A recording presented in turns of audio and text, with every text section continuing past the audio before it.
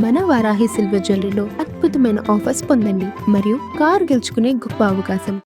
ఢిల్లీ అరుణ్ జైట్లీ స్టేడియంలో పరుగుల వరద పారింది. ఢిల్లీపై రెచ్చిపోయి ఆడింది గుజరాత్ టైటాన్స్. నిర్ణీత 20 ఓవర్లలో 4 వికెట్లకు 210 పరుగులు చేసింది గుజరాత్. కెప్టెన్ ఇన్నింగ్స్ ఆడాడు శుభ్మన్ గిల్. 45 బంతుల్లోనే 70 పరుగులు చేశాడు గిల్. మెరుపు బ్యాటింగ్ చేశాడు మరో batsmen Jos Buttler.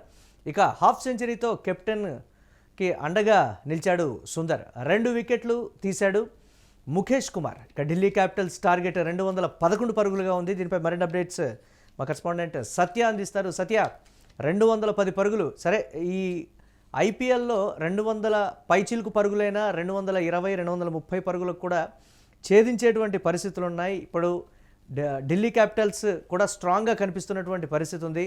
Gujarat Titans bowling విషయంలో ఒకంత స్ట్రాంగ్గా ఉందా లేదా అనే విషయం ఏంటి, పిచ్ సంగతి, దానికి సంబంధించి ఓవరాల్గా ఏ విధంగా చూడాలంటారు? రెండో ఇన్నింగ్స్ ఎలా ఉండబోతుంది అంటారు? మొదటి ఇన్నింగ్స్ని కూడా విశ్లేషించండి.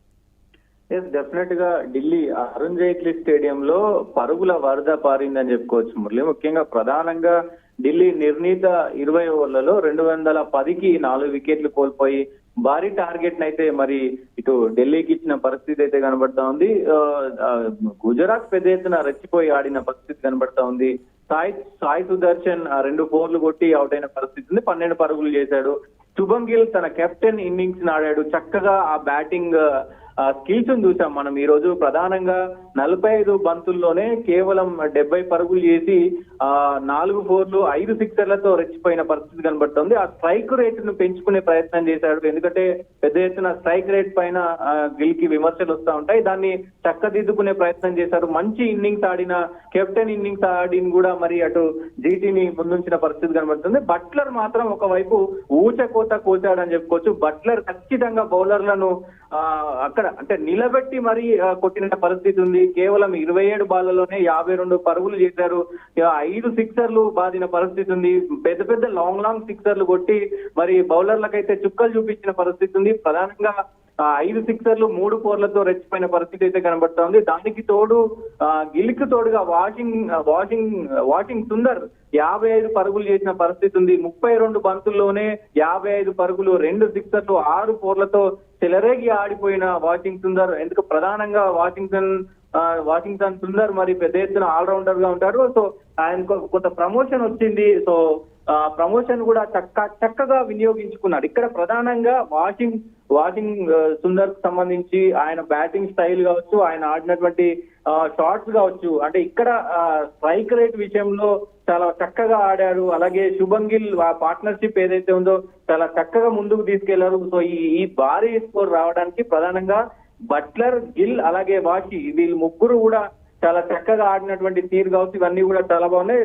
ఎండ్ లో ఫిలిప్స్ కూడా కొంత 14 పరుగులు చేసిన పరిస్థితి అయితే కనబడుతోంది. బౌలర్లు ఒకంత ముఖేష్ కుమార్ తప్ప మరి ఎవరు కూడా పెద్దగా రాణించని పరిస్థితి కనబడతా ఉంది. అందరూ కూడా ప్రధానంగా మరి బౌలింగ్ చేశారు. లుంగి ఎంగిడి మరి కొంత 4 ఓవర్లు అయితే 24 పరుగులు ఇచ్చినప్పటికీ 1 వికెటే తీసుకున్నారు. ఇక్కడ ప్రధానంగా కొంత ఇదైన పరిస్థితి ఉంది. అక్షర్ పటేల్ 3 ఓవర్లలో 32. సో ఎవరు కూడా పెద్దగా అంటే ఊహించిన స్థాయిలో నటరాజన్ కావచ్చు, కుల్దీప్ కావచ్చు 1 వికెట్ తీశారు. సో అంటే ఊహించిన స్థాయిలో వికెట్ తీయలేకపోయారు. లేదు అంటే 160 అక్కడికి రిస్ట్రిక్ట్ చేసే అవకాశం ఉండేది. దాంతో పాటు ప్రస్తుతం మరి ఇక్కడ క్యాపిటల్స్ కూడా మరి వీళ్ళు చాలా స్ట్రాంగ్ టీం, నిశంక కావచ్చు, కేఎల్ రాహుల్ కావచ్చు, సో వీళ్ళు కూడా గట్టిగా ఆడే అవకాశం ఉంటది. కాబట్టి పెద్ద ఎత్తున మరి చూడాలి ఎలా ఉండబోతుంది ఏంటి అనేది కూడా చూడాల్సిన అవసరం అయితే ఉంది. ప్రస్తుతం ఇక నితీష్ రాణా ఉన్నాడు, డేవిడ్ మిల్లర్ ఉన్నాడు,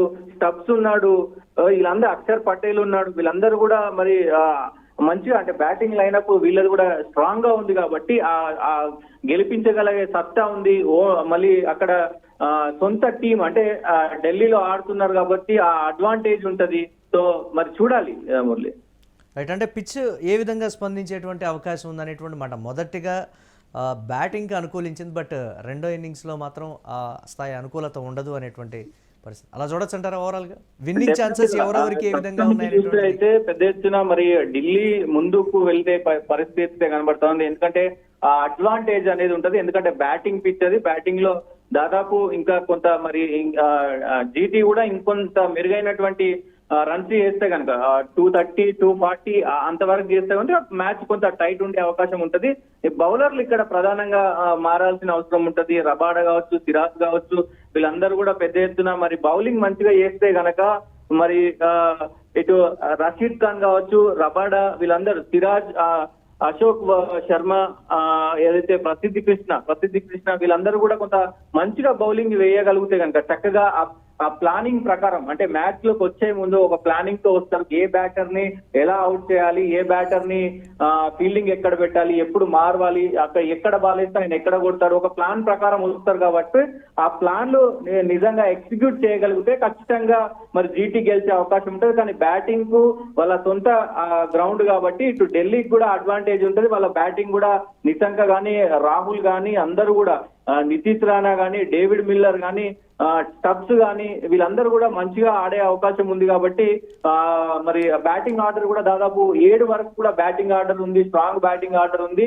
సో చూడాలి. అంటే ఈ ఐపీఎల్ లో ప్రధానంగా మనం చెప్పుకోవాల్సిందంటే లాస్ట్ చివరి బంతి వరకు కూడా ఈ ఐపీఎల్ మ్యాచ్ అనేది వెళ్తా ఉంటది. సో అది అక్కడ ఐపీఎల్ చూస్తున్న వాళ్ళకి, స్టేడియంలో చూస్తున్న వాళ్ళకైనా, టీవీలలో చూస్తున్న వాళ్ళకైనా కానీ కొంత ఉత్సాహం అనేది ఖచ్చితంగా ఉంటది. లాస్ట్ బాల్ వరకు వెళ్తే కూడా కొంత క్రికెట్ అభిమానులకు ఆ ఉత్సాహం అనేది ఖచ్చితంగా ఉంటది. Murali, right, thanks for updates Satya. ఇక ఢిల్లీ అరుణ్ జైట్లీ స్టేడియంలో పరుగుల వరద పారింది. ఢిల్లీపై రెచ్చిపోయి ఆడింది గుజరాత్ టైటాన్స్. నిర్ణీత 20 ఓవర్లలో 4 వికెట్లకు 210 పరుగులు చేసింది గుజరాత్. ఇక శుభ్మన్ గిల్ కెప్టెన్ ఇన్నింగ్స్ ఆడాడని చెప్పాలి. 45 బంతుల్లోనే 70 పరుగులు చేశాడు గిల్. ఇక జాస్ బట్లర్ కూడా మెరుపు బ్యాటింగ్ చేశాడు. ఇక హాఫ్ సెంచరీతో కెప్టెన్కు అండగా నిలిచాడు సుందర్.